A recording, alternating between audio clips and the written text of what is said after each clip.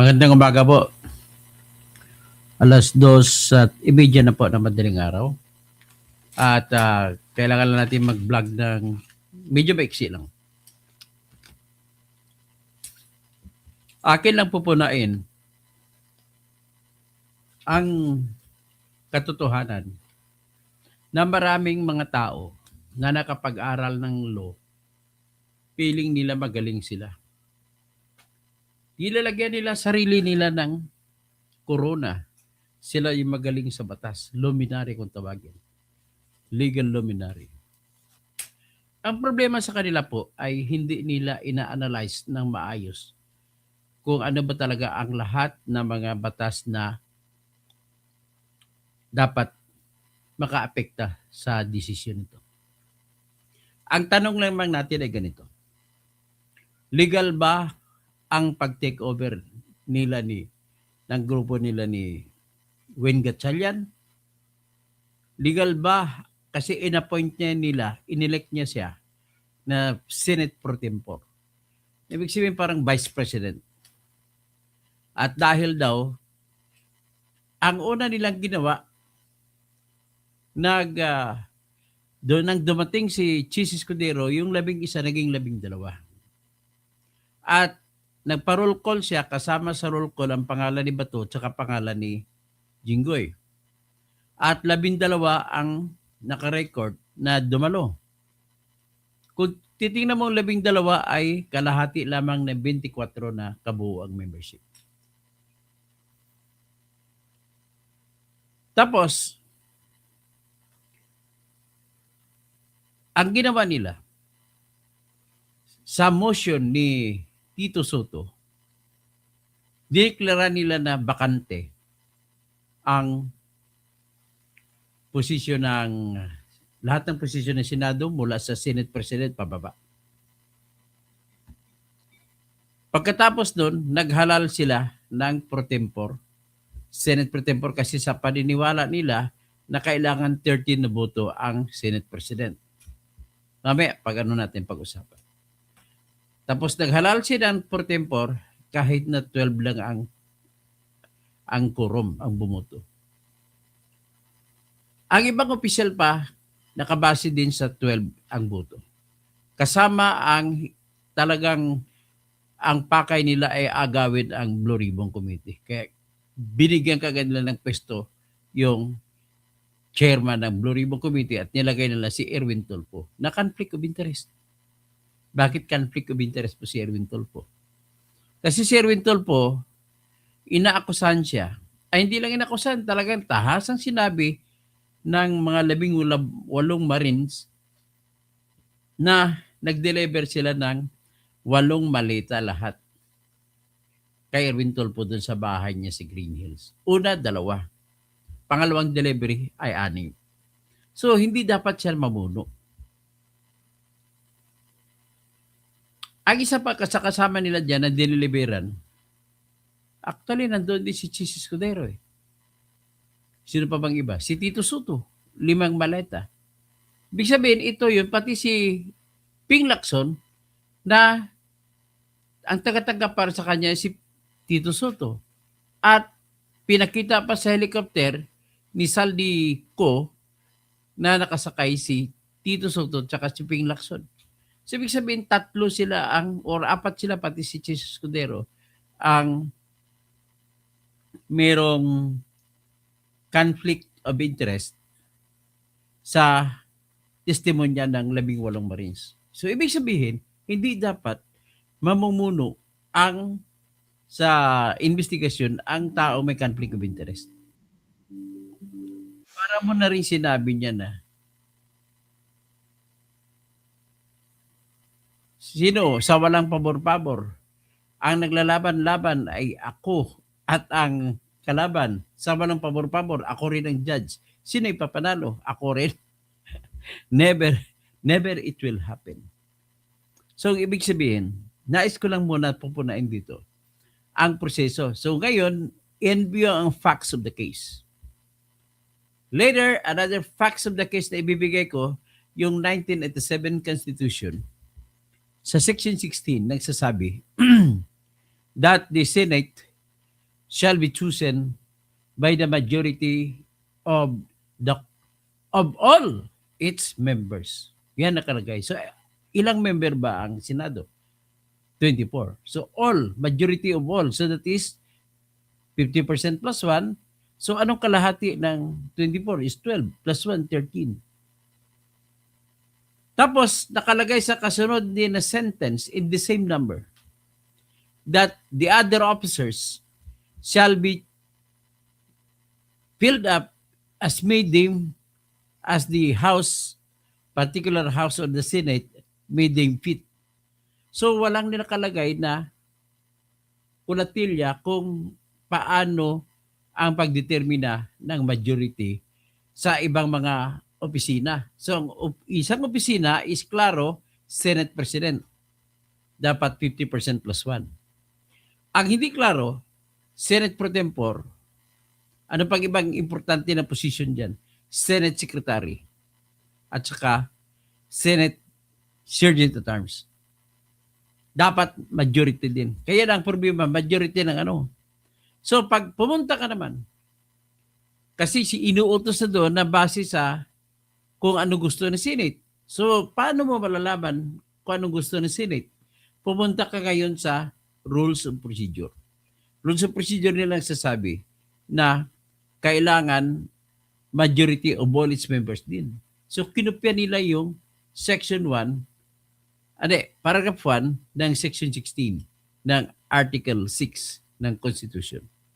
Nang ibig sabihin, 13 din ang kailangan na boto para mahalal ang pro tempore. 13 din ang kailangan na boto para mahalal ang Senate Secretary, pati Senate Sergeant at Arms. So, ganoon pala kahalagang Sergeant at Arms. Oh. Pero bago yan, mag-music muna tayo.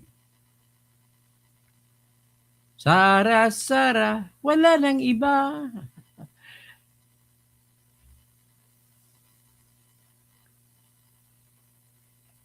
Tapang at malasakit. Sara, Sara, wala nang iba. Sara, Sara lang pag-asa. Sara, Sara, siya lang makapakulong. Mga kontraktor ubusin niya. Si BBM Sandro ikulong niya. Si Tamba Zaldi ikulong niya. Tapang at malasakit ibalik para bayan ay manahimik. Durugin ang sindikato sa korte, sa DPUA, sa DS Void, sa PhilHealth. Yan, ito na naman tayo.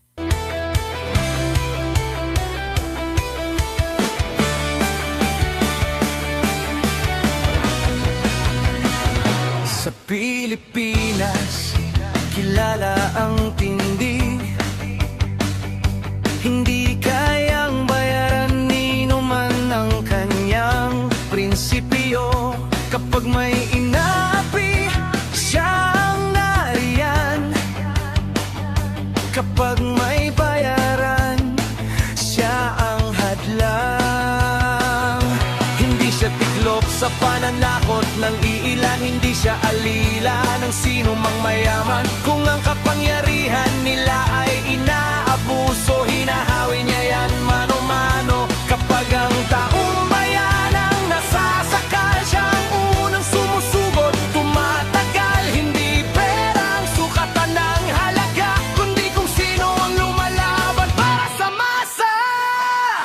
Totoo kasing tirador, totoo kasing tirador. Kakapin ang naaapi, kalaban ng sakim na mandarambong. Totoo kasing tirador, totoo kasing tirador. Hindi kayang bilhin ang puso niyang matibay.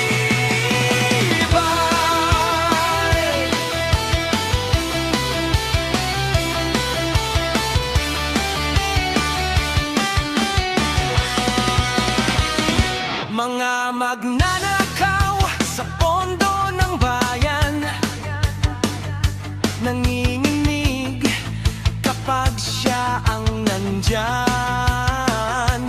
Bawat piso, bawat sentimo,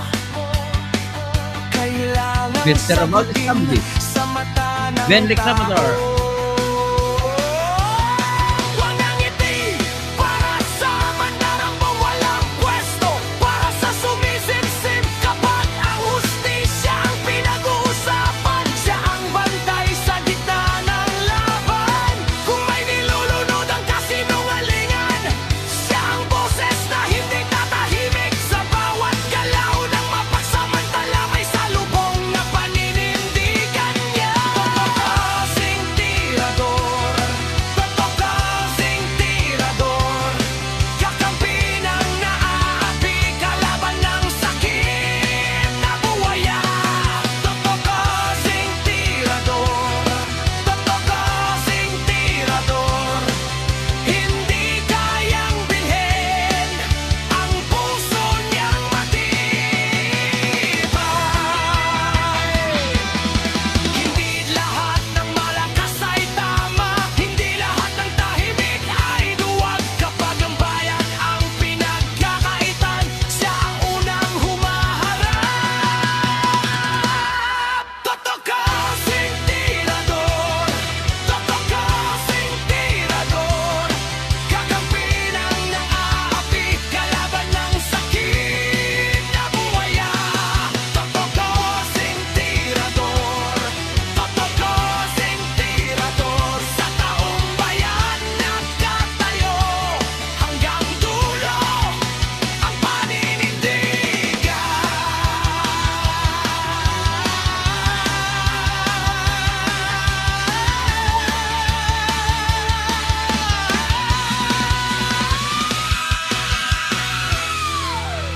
Okay, okay, okay.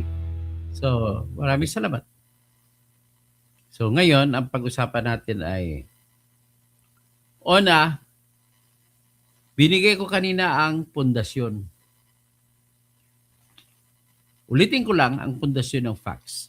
12 ang bumoto para kay Sherwin Gatchalian. Ang tanong ngayon, tama ba ang IBP sa pag-support?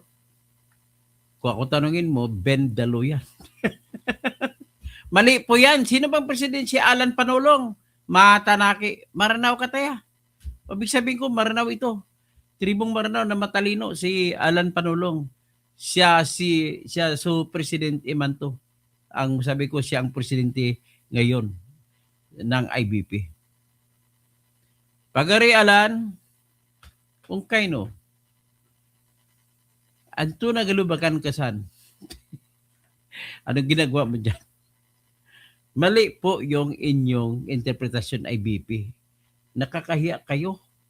Kayo pa naman ang organisasyon ng lahat ng abogado. Kakahiya po. Even if you will be getting mad at me, your pronouncement, your statement of support is wrong.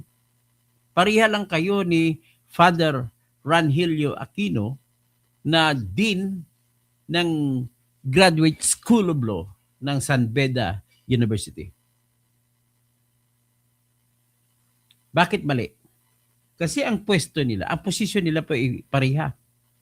Na dahil si Bato ay nagtatago, si Jinggoy ay nakakulong.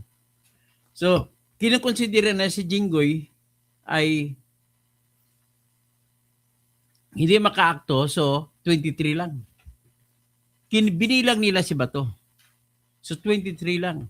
So pag hinati mo ang 23, 11 and a half. So 12, ginawa na 12, tapos ang kabila 11, mangyayari. Edi 12 against 11.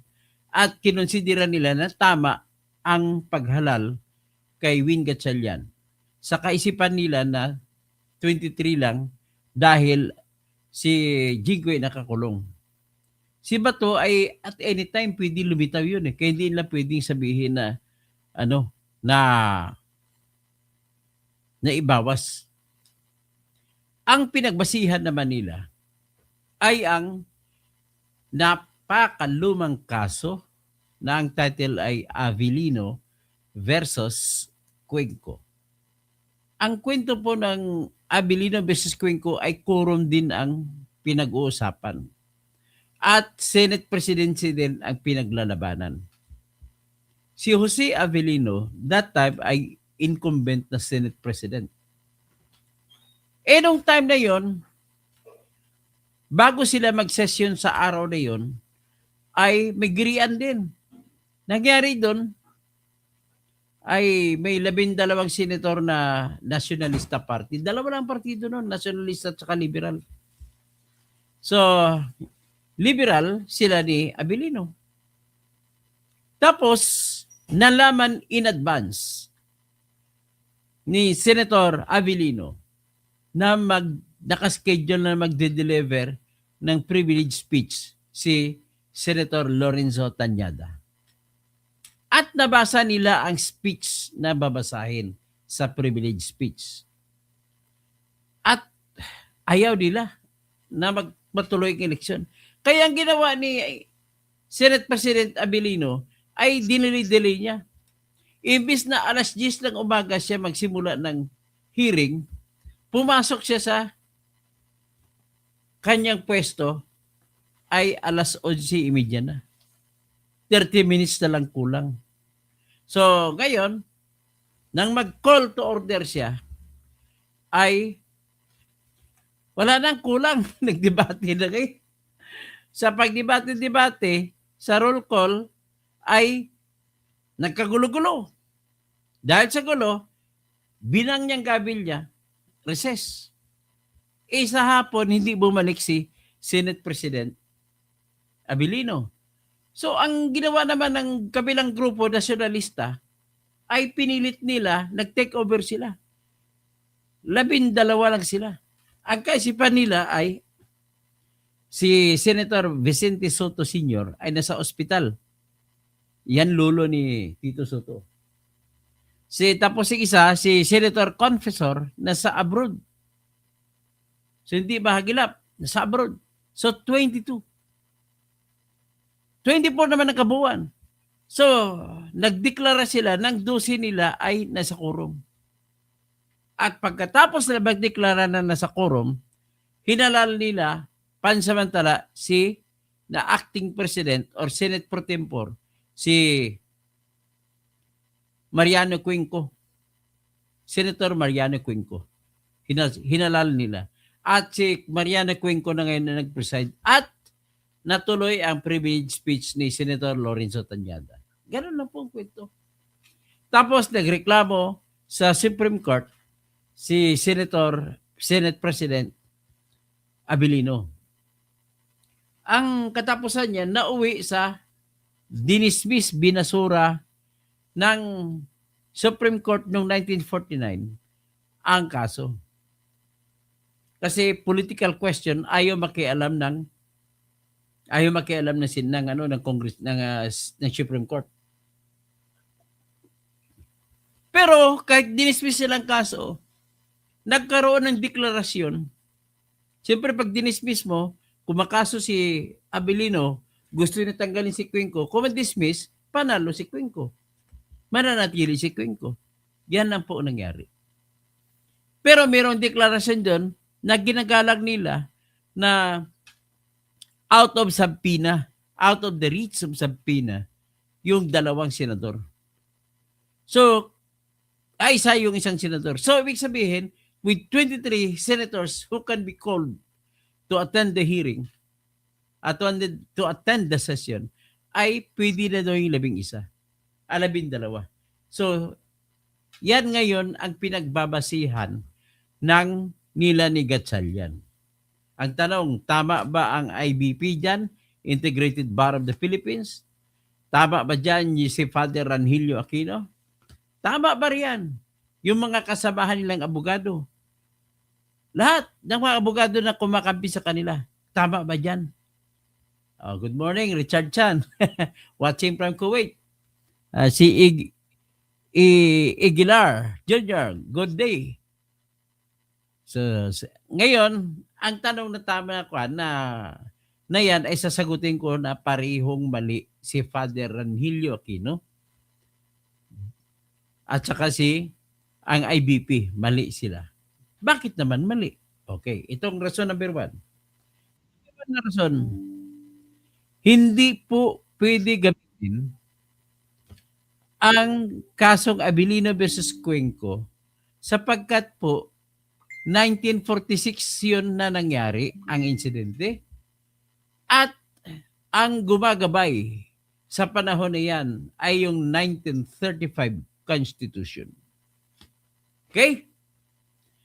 Sa Constitution ng 1935, nakalagay po sa Section 10, Article 6, na ang Senado at saka kung House of Representatives sa magdetermina ng kanilang Senate President at Speaker. Wala nakalagay kung paano. Siyempre, understood majority. Ganon din nakalagay sa second sentence. Ang iba pang opisyal, bahala na sila mamili. Ganon po ang nakalagay sa Constitution noong 1935. So para naman mapaniwalaan nyo ako nagsasabi ng totoo, siguro marapat naman at kailangan nyo ng malaman din, ipakita ko yung 1935 Constitution.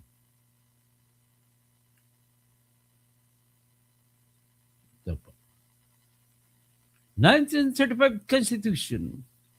Ito po yung Constitution na ginawa ng Amerikano bago sila umalis.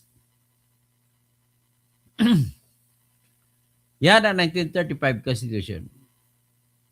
Kita nyo na? 1935 Constitution.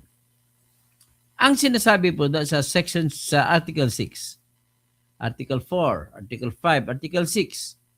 So Section 10. Yan.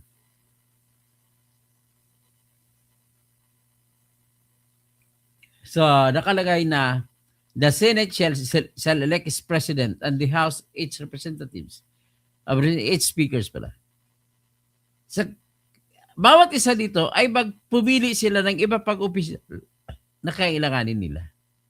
So, paragraph 2.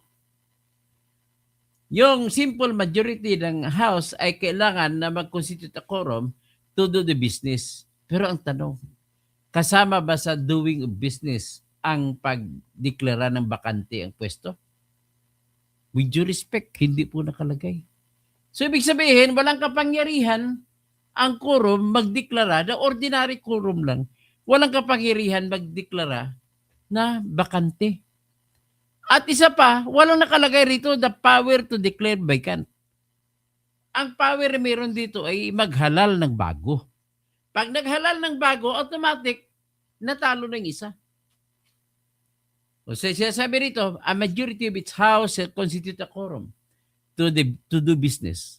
But a smaller number may adjourn from day to day and may compel the attendance of absent members in such manner and such under penalties as such house may provide. So, iyan lamang po ang probeso sa paghalal o pagpipili ng bagong kanilang opisyal. Tandaan nyo, wala pong nakalagay na kapangyarihan sa pagdeklara ng mga pwesto na bakante. So, in other words, hindi pwede yung motion ni Tito Soto na I move that all positions be declared vacant. Hindi pwede. So, ano ang gagawin? E di automatic maghalal kayo ng bago. Hindi pwede magdeklara ka ng vacant. Yung pagdeklara ng vacant ay ano lang yan.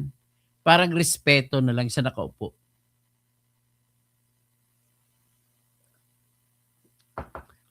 So, parang kumakanta lang siya kay Glock. Kayong mga nakaupo, subukan mo naman na tumayo. Baka kayo mamyaw-meow-meow. Ayun, na-meow-meow, natanggal nga. So, yan po. Wala pong kapangyarihan ang Senado o ang Kongreso na sa baba na magdeklara na ang pwesto ay bakante. Kung di, ang nandun ay kapangyarihan sa paghalal. In other words, para mapalitan mo isa, maghalal kayo ng bago. We move to nominate, sabi mo, a new Speaker of the House or the new Senate President. Ganon. At kung may 13, may quorum. pwede na maghalal. Ganun po. Ang ginawa nila ay mali in the sense na walang kapangyarihan ang sinuman sa kanila o ang buong Senado walang kapangyarihan sa pagdeklara ng lahat ng upuan ay bakante. So, that is core number 1. Point number 1 na hindi mo pwede mapalitan na mali ang ginawa nila ni Gatchalian. So, ibig sabihin, sa punto na yan, yung IBP at ang Dean ng Graduate School of Law ng San Beda ay mali. Mali sila pareho. Next, kung bakit mali. Sinasabi po na sa Constitution, sa 1935, ay kailangan simple majority. So, all right, pwede mo gamitin ang decision ng Supreme Court sa Abilino versus Cuenco na nagdesisyon na kahit walang absolute majority ay pwede basta majority na at ang ibang member ng Senado ay hindi maabot ng sabpina. Dahil si Senator Confessor ay nasa Amerika, hindi siya maabot ng sabpina. Yan noon. Pero dati applicable yan. Bakit sinasabi ko na hindi applicable sa ngayon? Sapagkat nagbago na po ang probeso ng 1987 Constitution. Ito na po siya, pabasa ko sa inyo.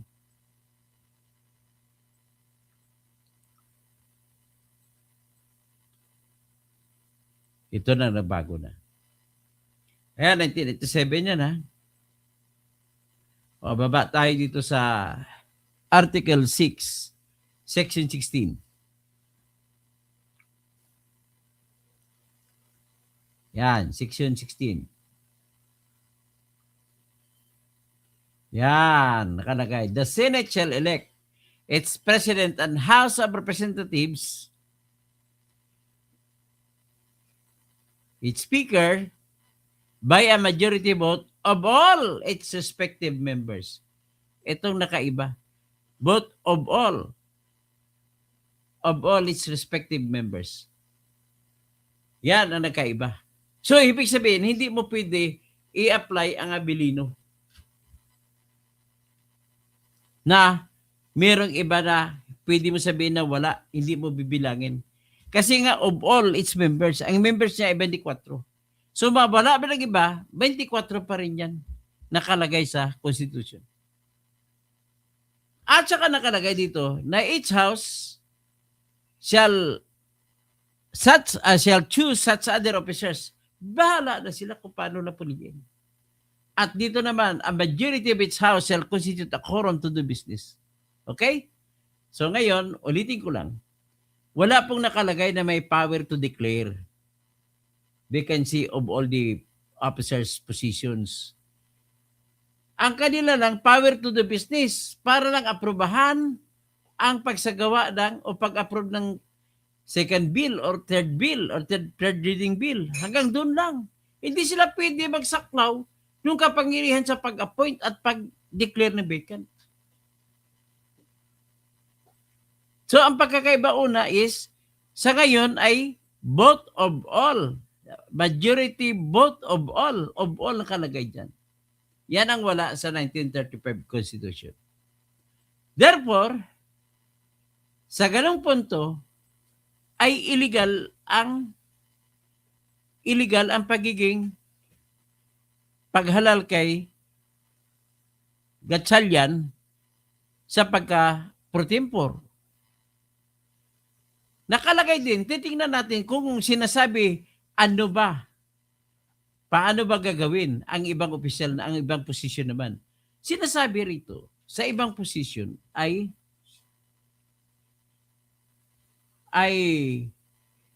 kailangan kung ano nakalagay sa rules of procedure.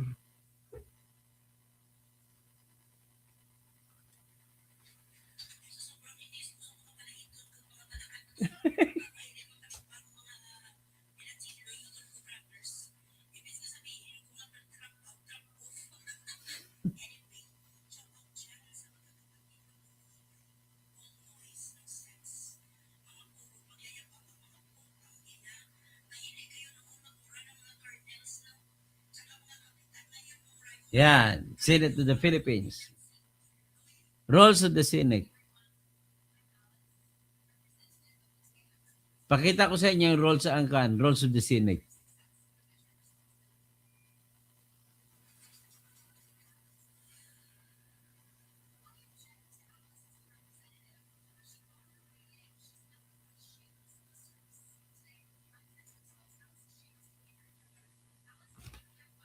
Yan, rules of the Senate. Content, elective officers, saka election of officers. Yan, titingnan natin ngayon. Sa Rule 2, election, paano maghalal? Page 7.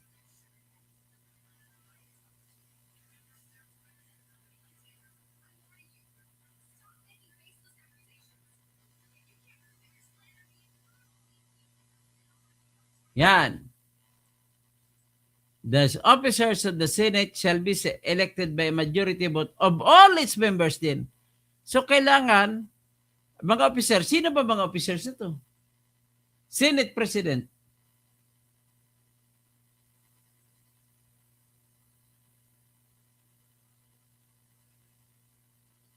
Nakalagay dito ay sa Senate President, the Senate shall elect in the manner hereafter provided. As President, President pro tempore, at a Secretary and a Sergeant at Arms. These officers shall take their oath of office before entering into the discharge of their office. So nakalagay, the officers of the Senate shall be selected by the majority vote of all its members. Nakalagay. So, very clear dito yung President, President pro tempore, Sergeant at Arms, at saka Secretary na ihalal ng majority ng lahat ng membro. Yan ang kalagay dito. Tapos, nakalagay din dito sa Section 10, kailan pwede maging bakante. Hindi kasama po ang pag-declare ng vacant. The term of office of the President pro tempore, the Secretary, and the Sergeant at Arms shall begin upon their election and when their successors shall have been elected. So any vacancy in the office of the Secretary, office of the Sergeant at Arms shall be filled in accordance with Section 2 hereof. Nahanap ko rito.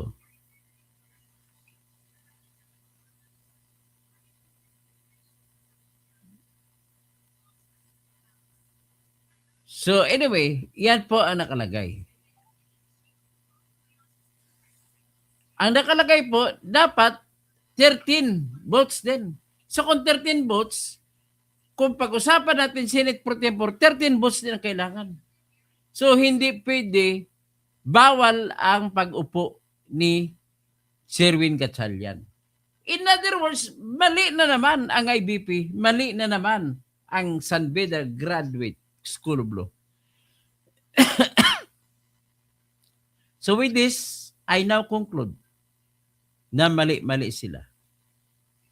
Ganun lang po. So magtatawag naman tayo ngayon. Aristeo Gallego. Mr. Cayetano should bring that so-called illegality. Ay hindi na kailangan. Ang maghabol sila ni Gatchalian. Kung ganun man ang desisyon ni Cayetano Arellano eh. Ni Peter Cayetano. So Jose Gonzales, wag na po kwento sinabak kaksi. Yeah. Please Winona, tarantado si asawa ni BBM. O yun. Ang nagtaksil dyan ay si Chis Escudero, pero naawa rin si Cayetano kay Chis Escudero. Mas pinili ni Chis na huwag siyang kasuhan kapalit ng lilipat siya sa kabila. So, regular, simple mathematics. Ano ang hindi maintindihan ng BBM Budol? Wrong answer is not correct. Tama po kayo. So, NL was down under. Zealand ata to eh, di ba? New Zealand down under. Okay, klaro na. Sige, okay, Jose Gonzales. Kuya, sino po sa kabila? Ay sila, mga kwan. Mga kinakampihan ng mga kwan. Yung mga, ayaw ko pa. Hindi po IBP pinakamagaling. Organisasyon lang namin po yan. Kung sino, hinala lang namin mga presidente dyan sa vice presidente. Hindi ibig sabihin na presidente dyan mas magaling pa sa mga abogado. Maraming abogado magagaling po. Please elaborate the difference between 1935 and 1987 Constitution. Ang 1935 po, kung ang pag-usapan natin itong sa Senado, ang pagpili ng Senate President ay sa 1935, walang nakasabi kung ano ang quorum or majority para makapaghalal ng Senate President. Sa 1987 naman ay klarong-klaro nakalagay. So, ibig sabihin, ayon sa karanasan ng gumawa ng Constitution, ayaw nila maulit yung may problema na karaan. Na kung magiging